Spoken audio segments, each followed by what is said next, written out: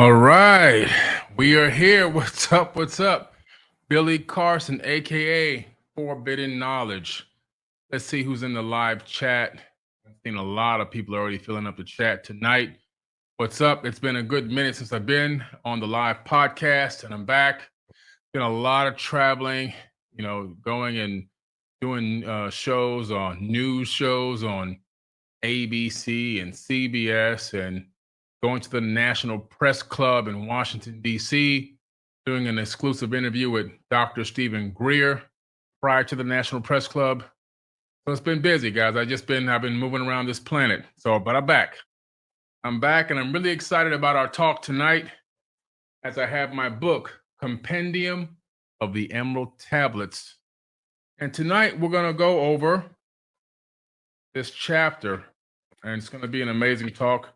The Key of Time is a chapter that I'm referencing, and we're going to go deep into the Key of Time.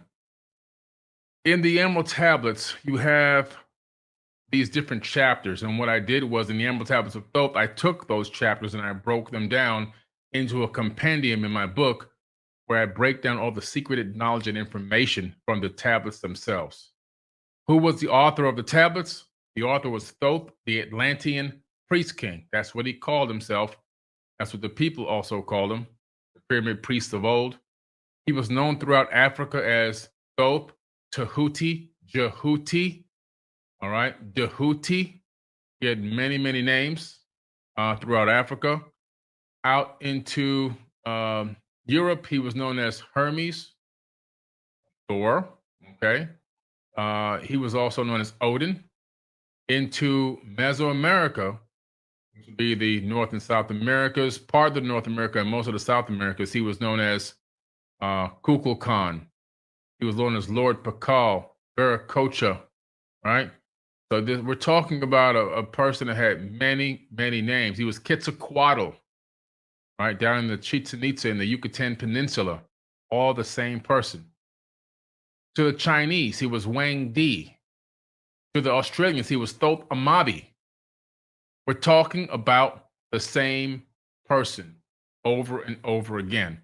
It's going to be a great talk tonight. And so I'm going to go through the Key of Time, which is just one of the tablets in the Emerald Tablets of Thoth. And I want to just take a couple of minutes here to make sure that we get everyone, get as many people as we possibly can in this live feed. Okay. Want to get as many people as we possibly can in the live feed. So what I'm going to do, if you guys would just bear with me for a second, I'm going to send out a quick text message to all the people that requested me to send a text when I go live. I'm going to drop them a text right quick so I can let them know we are live. We want this video to get heard far and wide. We want everyone to hear this, everyone to learn about this. And I'm looking forward. I'm going to start filming in just a couple of short weeks my complete audio version of the Compendium of the Emerald Tablets, which is going to be exclusively on Forbidden Knowledge TV. So if you want to actually hear the audio version, you'd have to be on Forbidden Knowledge TV to actually hear it. Okay. And so I'm going to right now just grab the link to this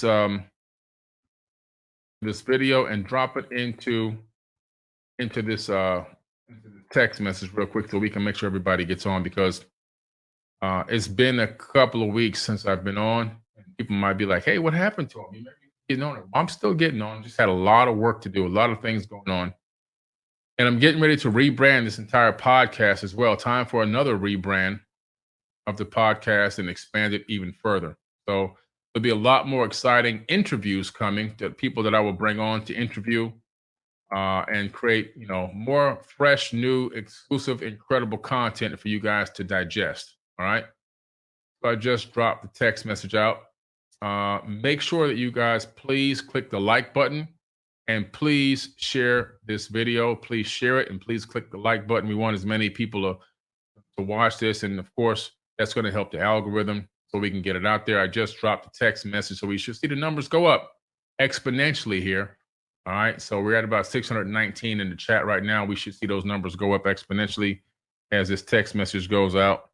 I just got a copy of the text, so I know that people are getting it as we speak. And here we go. The numbers are popping now. All right, great. Fantastic. Guys, don't forget, before I get started, we got the Forbidden Conscious Awards coming up. That is July 30th, next month. In just a few short weeks, we have the Forbidden Conscious Awards. They are going down. It's happening. It's happening. I've been talking to you about it for about a year now, and it's finally here. Today, I went looking at the cars. We picked up an Audi A4 because we're giving away an Audi A4 live at the actual award show to someone sitting in the audience. Some random person will be selected. If we call your name from your ticket and you're not there, we're going to go to the next name.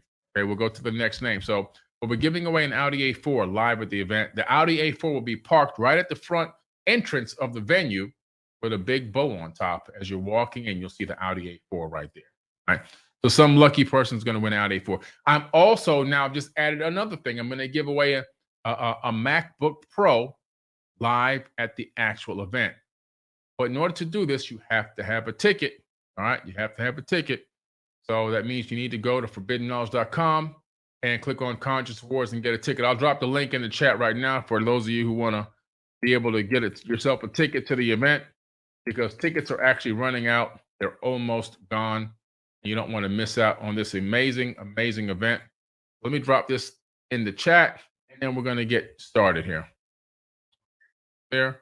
And I'm looking up at the website right now. Go to the Conscious Awards. I'm going to drop you guys the link where you can buy yourself a ticket. And you can also still vote on forbiddenknowledge.com for the winners until the 1st. That's when the voting ends, right? Voting is still going. You can still vote for the winners of the different categories, and you can get yourself a ticket and come meet those people live and in person. Dropping this in the chat right now. And you just type this. Hidden. Just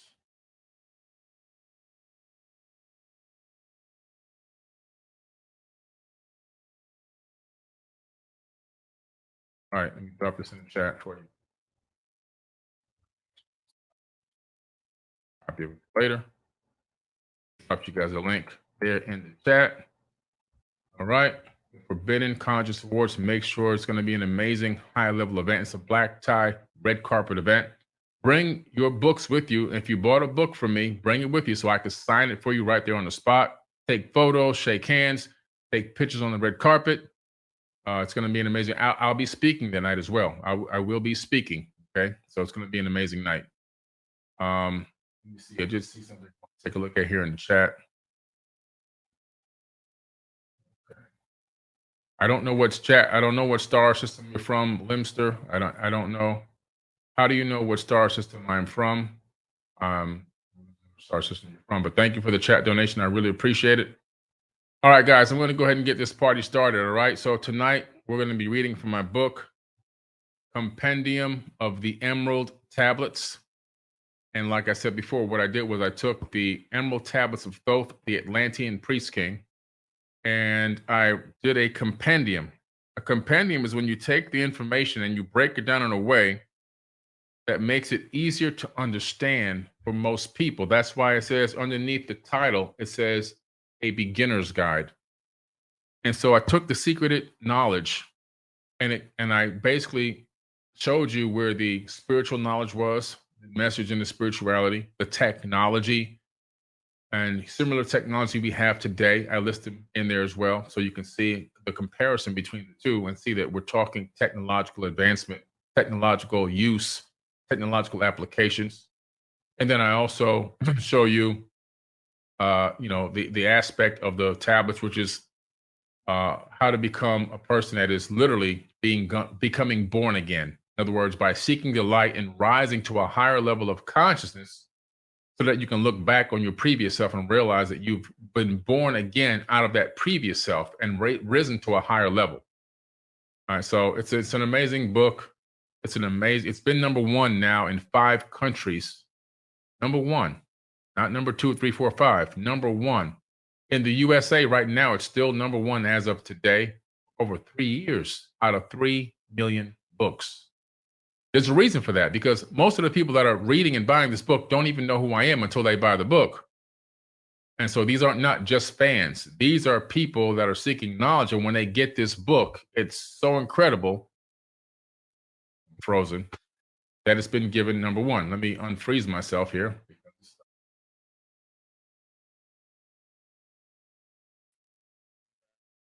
Okay. All right. Video pause for a second. All right, I'm back though. So this book right here, Compendium of the Emerald Tablets, all right? It's been number one for quite some time, and there's a reason for that. So if you get a chance, check it out. It's on Amazon. Just type in Billy Carson, and it should pop right up, right? All right, so I'm going to go to the key of time without further ado. We got 989 people in the chat, so we'll probably hit about 1,000 or so here soon. The key of time. Okay, just making sure I'm not freezing again. I don't know what this freezing thing is. Emerald Tablet number 10. So I'm reading from Emerald Tablet number 10, all right? And this is chapter 12 of my book, Compendium of the Emerald Tablet. Let's kind of go through this together. I always separate when Thoth is speaking and when I'm speaking. And Thoth said, "List ye, O man, take of my wisdom, learn of his deep hidden mysteries of space." He says the deep hidden mysteries of space. He's talking about the ether of space-time itself, this soup that we're living in. Learn of the thought that grew in the abyss, bringing order and harmony in space. He's talking about the thought. Thoth. The word thought comes from the name Thoth. That's how we originated the name. But what he's talking about, thought that grew in the abyss, talking about out of nothing came a thought. What is the first Hermetic principle? All is mind. That is the very first Hermetic principle. And so since all is mind, we're seeing here how the principles laid out many thousands of years later still fall back to the original, which is 36,000 years old. Know ye, O man, that all exists has being only because of the law. Know ye the law, and ye shall be free. Never be bound by the fetters of night. What he's saying here is once you understand this law, once you understand this universal law that all is mind, that mind transcends space and time, that mind then also goes out and sets out to create, it will set you free. You ever heard of a person that's talking about being imprisoned, right? And they've endured many, many years of imprisonment, and some of them become enlightened, and you ask them, how did you do the time? They say their mind was never in prison because the mind can travel, right? Look at remote viewers. I did a whole workshop on remote viewing. It's on Forbidden Knowledge TV. If you look at remote viewers, what do you see? You see that we're able to set our mind outside of space and time and gather intel on targets and locations. Why is that? Because the mind can transcend space and time. So what he's saying here is, know ye the law, and ye shall be free. Your mind shall be free. They can lock up the body, but they can never lock up the mind unless you give them authority to. Never be bound by the fetters of night. Never be locked up by darkness. Far through strange spaces have I journeyed into the depth of the abyss of time. This man's talking about time travel 36,000 years ago. He says, far through the strange spaces I have journeyed into the depth of the abyss of time, until in the end, all was revealed. So he went back, probably and forward in time, looking and learning along the way. Know ye that mystery is only a mystery when it is knowledge unknown to man. Listen to that. Mystery is only a mystery when it is knowledge unknown to man. So it's only a mystery because you don't know about it, right? Anything that you don't know about is a mystery to you. We have to learn about it. It's a mystery to most people. How does a cell phone work? It's a mystery because they've never looked into it. They never studied it. They have no knowledge of how a cell phone actually works. It just magically lights up and they can hear somebody on the other end. They don't really understand how it works. It's like a mystery. Until you study the science behind how it works and the technology behind how it works, then it becomes no mystery anymore because you have gained the knowledge. He says, when ye have plumbed the heart of all mystery, knowledge and wisdom will surely be thine. In other words, he's saying here, when you have studied the depth of information, of knowledge against something that's a mystery to you, then it won't be a mystery to you anymore. You'll be wise. And this is a message to us for many things we can apply to in our lives. In other words, let's stop guessing and being ignorant to things that we should have knowledge of. Things are holding us back in life. Things are keeping us locked down. There's situations that are being withheld from us, blessings that we're actually not getting access to, simply because we won't put the energy into gaining the wisdom and knowledge to set ourselves free from the lack of knowledge, which is called ignorance. Seek ye and learn that time is the secret whereby ye may be free of this space. He's saying once you have the knowledge of time and how it works, how to send your mind through time, you'll be free of this space. In other words, the space that you're in, not space in the stars, but the space that you're occupying at this moment in time. So I add some conjecture to this. Thoth is telling us again what the sages of old have been saying for eons. Time does not exist. Clocks exist. When your scientists figure this out, they will rediscover what the ancients already knew. According to the theory of special relativity, it explains how there's a difference of time that elapses between two events as measured by observers. For example, if one person moves faster than another person, then the first person will experience time at a slower rate. And the clock, the faster the person is carrying, will tick slower than the clock the second person is carrying. With this understanding, it is not so difficult to accept the fact that the arrow of time is an illusion. If you lived in the fourth dimension or higher, you would be able to see the past, present, and future all at once. In general relativity, clocks that are near the stronger gravitational field of a planet run slower. This is an actual scientific fact. When I went to Egypt, even just again last year with the group that I took of 70 people, 70 amazing souls I took out to do a private VIP tour of Egypt, and I was their guide. I took them to the Great Pyramid at Giza, 2 million blocks of stone. Every single one of us, as we approached the Great Pyramid, time began to slow down for us. It's called time dilation.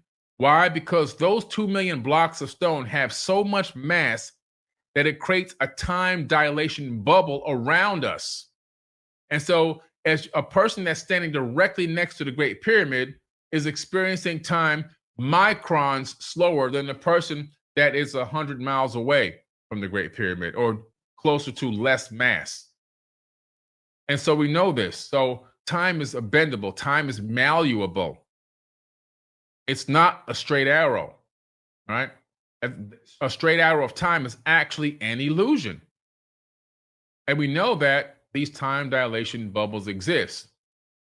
And if you get into an airplane and fly from here to California, I'm in Florida, fly from Florida to California, and I'm standing on the ground, because of relativity, you're actually going to become Planck units of age younger than me, as I'm standing on the ground experiencing time at a much higher rate. And because you're moving in a plane that's moving at 450 miles an hour or 500 miles an hour, you're experiencing time at a slightly slower rate. So we know that time travel into the future is 1000% possible because we do it every single day. Anybody that's moving away at a speed from a person that's standing in a still location, that will create a time travel experiment.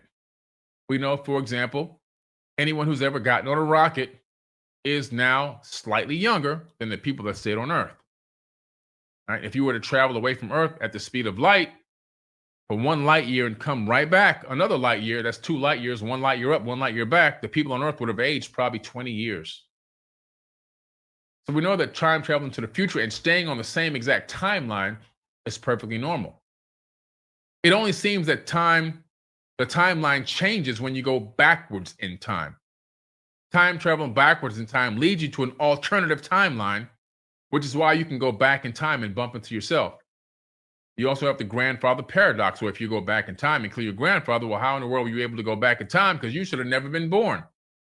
But this can only be done because once you go back in time, you slip into an alternative timeline. In other words, in the multiverse, there is a sea of universes. And going back in time transfers you in some unexplainable way into an alternative timeline. Okay? Let me get back to Thoth.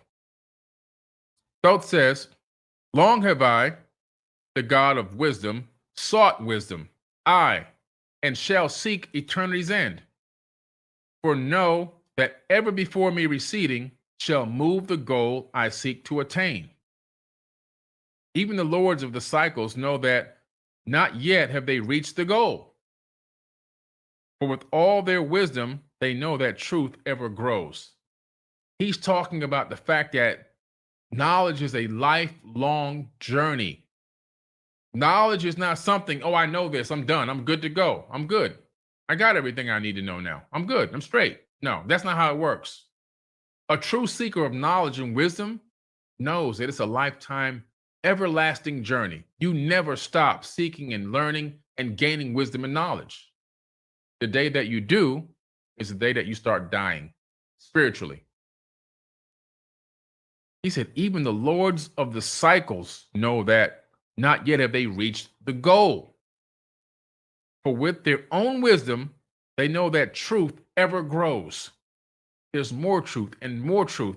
And sometimes previous ideas or concepts or hypotheses can be overturned if you are a true truth seeker. If you really are truly seeking wisdom and understanding, over time, not all, but some of your concepts and ideas and perspectives will begin to evolve and change. It's not dogmatic. A truth seeker is not dogmatic in their belief system. Dogmatic belief is religion. Dogmatic belief is politics. Spiritual understanding and growth seeks attainment of adept initiate knowledge, nonstop. Once in a past time, I spoke to the dweller. He's talking about the dweller of Undal, which is really his father. Asked of the mystery of time and space. Asked him the question that surged in my being, saying, "O master, what is time?" Then he spoke to me, he the master. "Know ye, O Thoth, in the beginning there was void and nothingness, a timeless, spaceless nothingness. And into the nothingness came a thought, purposeful, all-pervading, and it filled the void. There existed no matter, only force of movement, a vortex." We're talking about a torus energy field, or vibration.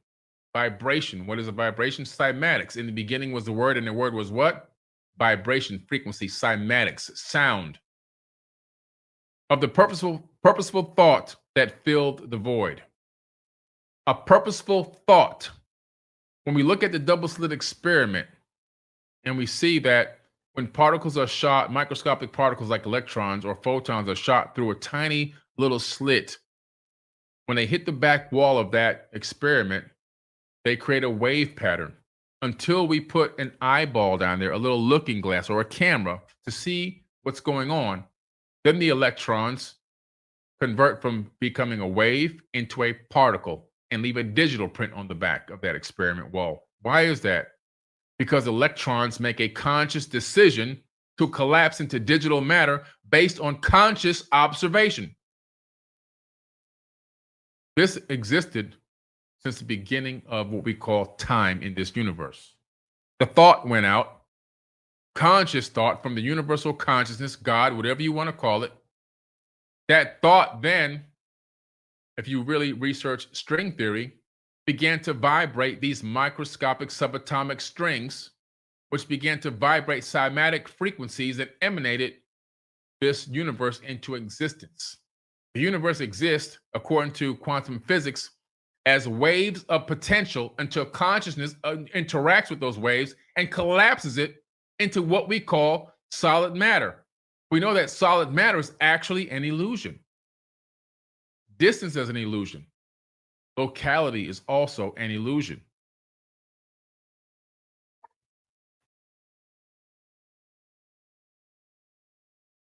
And Thoth said, and I questioned the master, saying, what was this thought?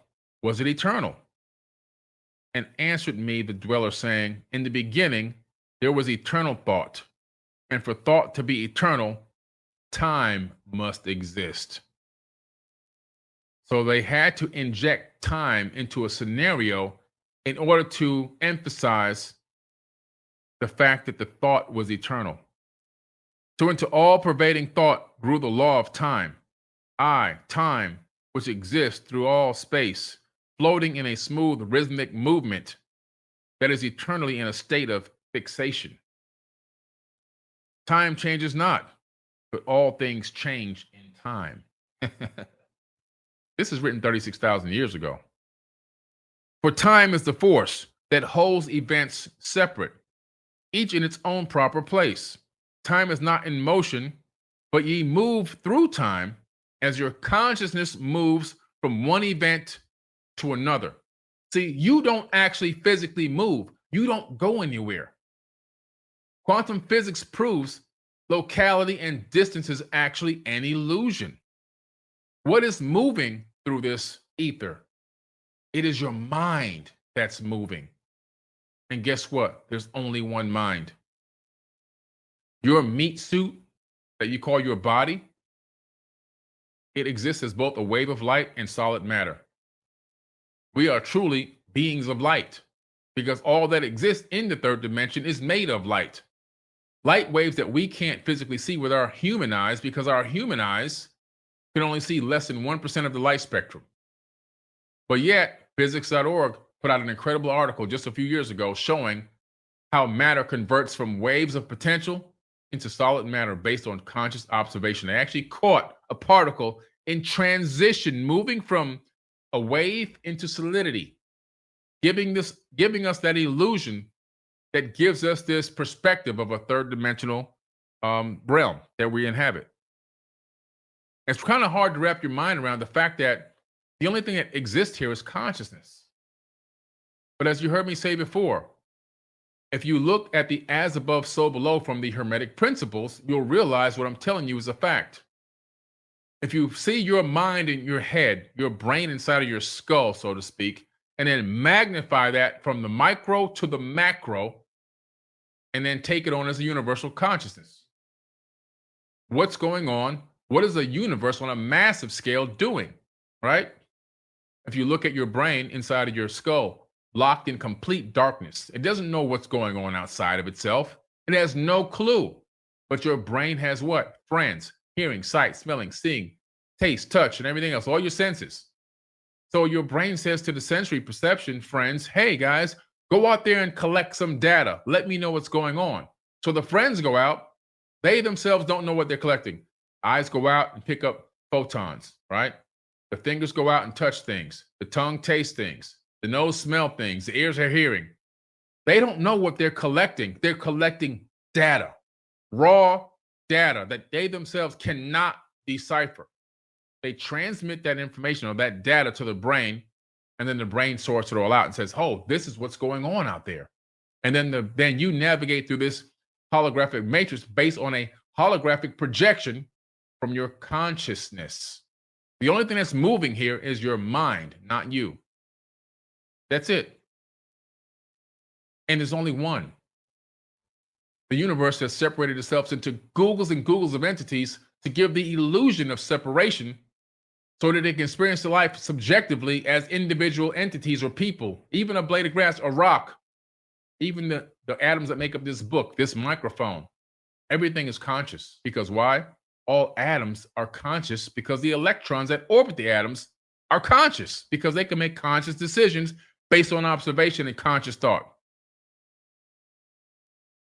It's deep stuff, guys. It's deep stuff.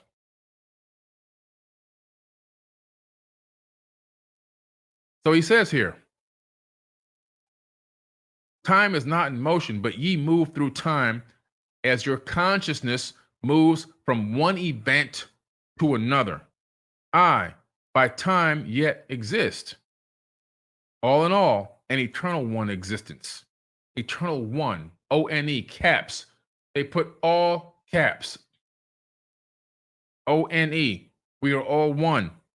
Know ye that even in the time ye are separate, ye are still one in all times existent.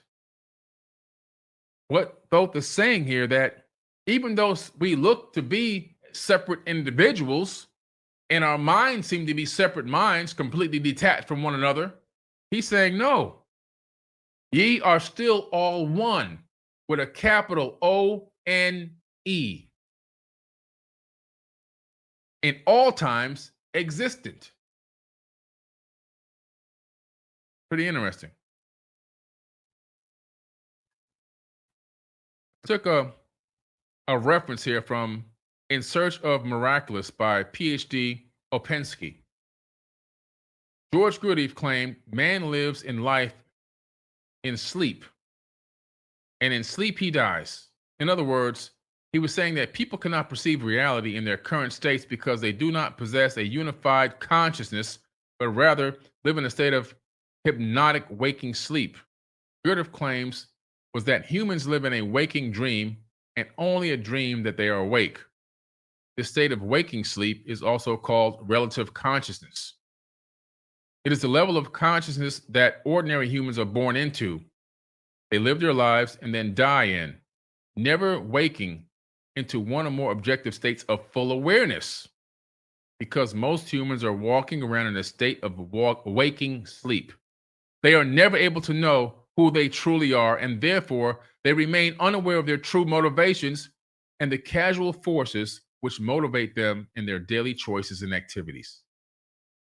In conclusion, when humans cannot determine their true motivations and remain unaware, they lie to themselves, and thus their entire lives are lies.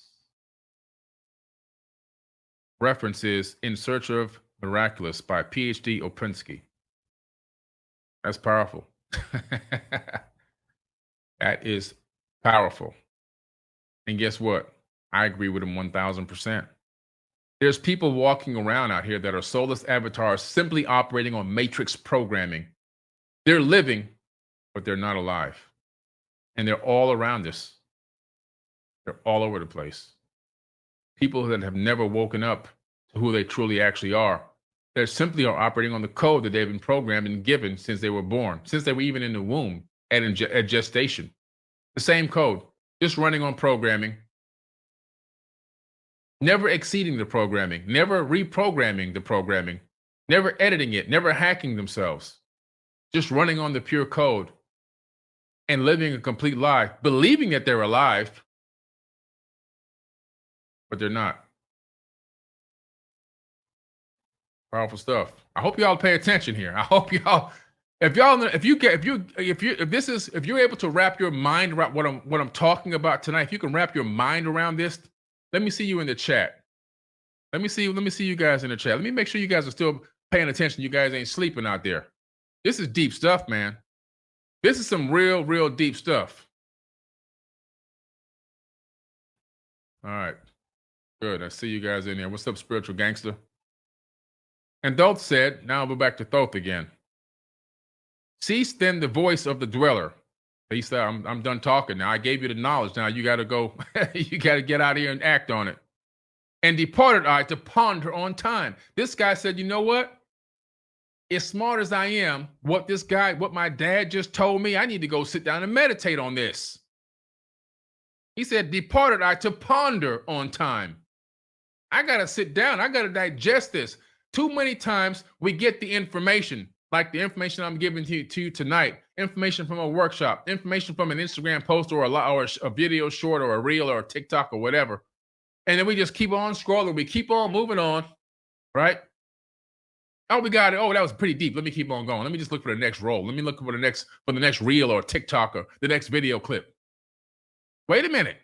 Wait a minute.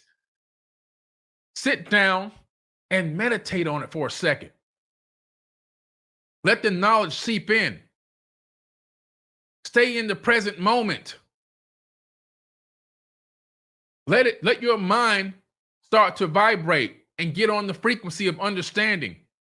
Let your mind begin to ask more questions so you can seek more answers.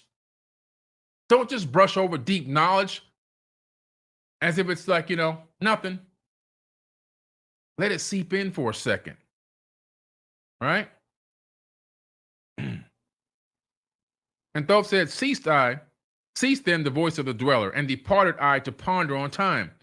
For knew I that in these words lay wisdom and a way to explore the mysteries of time. Oft did I ponder the words of the dweller. This guy says, man, I can't get this off this stuff is embedded in my brain. I can't get it off I can't stop thinking about it now. It's deep. Then sought I to solve the mystery of time. So now he says, you know what? I got to take action. I got to figure this out. Found I that time moves through strange angles. Time moves in angles. Yet only by curves could I hope to attain the key that would give me access to the time space. Wow. Only by curves. In other words, the time is moving in angles, but to catch up to these angles to access the information, he had to move in curves. We're talking about the Fibonacci spiral now. We're talking about sacred geometry, right? This is what we're getting into now. We're talking about pi and phi. Now we're getting into mathematics. The golden rectangle, the golden section.